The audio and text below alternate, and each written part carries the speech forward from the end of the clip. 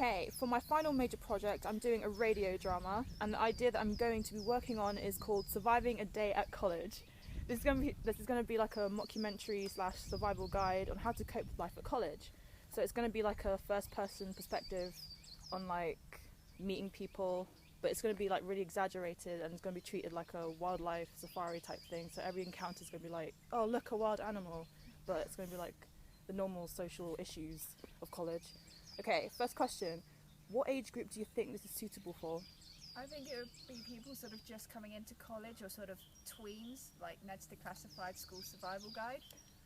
So I think sort of maybe upwards, sort of maybe anywhere between 12 and 15. Cool. I think I'd go a little bit higher. I'd probably go from about 14, 15 upwards, because I think some of the stuff that you may see in colleges, or some of the way people can act, can be a little bit slightly mature for those at that kind of younger age. But at the same time, it is a comedy, and 14-year-olds are kind of starting to go into that process of going to college, and I think that just shows and kind of enlightens them a little bit as to what it's about. And I think kind of anywhere over, so like especially 18 and above, who understand what college is about. Yeah. It's kind of, yeah. Okay, which gender would this attract more? I think females, because I guess typically they're more concerned about fitting in socially. Like stereotypically, they're going to want to be more popular, and I guess this conveys that, and they just care so much, and that really reflects that. I think that actually there is an element of a female kind of dragging into it, because I think you kind of go through all those typical girl fights when you're at college, and you have that kind of, oh, she said this, oh, she said that, oh my god. So I think that kind of draws them in, so that they actually see what they're actually kind of like, and it makes them laugh about kind of situations that happen. But at the same time, I think it does intrigue men as well, because, you know, you see the kind of banter that goes on between them, the joking, the hitting, the laughing, and everything like that. So I think it's a combination of both. In addition to what Jess said, I think it could serve to tell the people that the arguments they think are important to actually just really petty and stupid. Yeah. And I think that could be the wake-up call someone would need.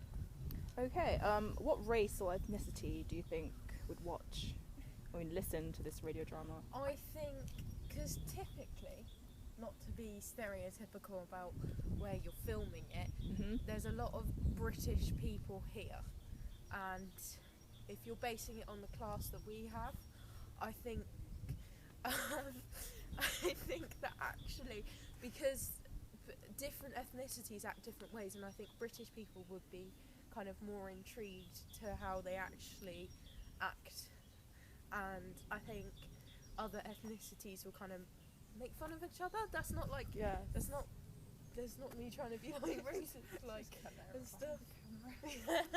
Apologies. But then the majority of them are British, no offence, but yeah. Yeah, I pretty much the same. I mean, if you look, you're filming in Henley. I mean, Henley is a very sort of very white British dominated. You don't really have much. I don't think there's much immigration, or I don't think there's many people of other ethnicities. So so kind of to focus it in one place. So like at Henley College, it would be more British people, and it's kind of the more stereotypical British lifestyle that they'll be focusing on, rather than any other ethnicity. Okay, what audience category would they belong to, like A, B, C1, C2, D, E? I think anywhere from B to sort of C1, because again, if you look at Henley, it's a very well-to-do area. People have sort of lots of people in Henley have very good jobs. So I think by going for groups like A to C1, you're sort of gonna really pinpoint the type of people that live in Henley and are probably going to attend for college. I kind of go with what she said, because of the location of where you would be filming. Kind of A to C1 would be your main objective, but at the same time there would be E, due to the fact that they're actually students. So kind of that younger category would be kind of brought in as well, and kind of D, C2 and D maybe didn't even attend college. That sounds really bad, but Yeah, they probably don't have know, as much of an insight. education or kind of understanding of what kind of They probably goes haven't on. experienced it as much as the other groups. Yeah. What would their sexuality be? Dun, dun, dun. Well, I don't know. I think it could be anything really, because It could be anything because we live in quite a broad world now. But then again, if you're thinking stereotypically due to the location, you would think about kind of a straight white person, wouldn't you? It wouldn't necessarily. It kind of. you wouldn't. That sounds really horrible. Well, But stereotypically, you think wouldn't of a kind of- sort of a straight, like your typical, quintessential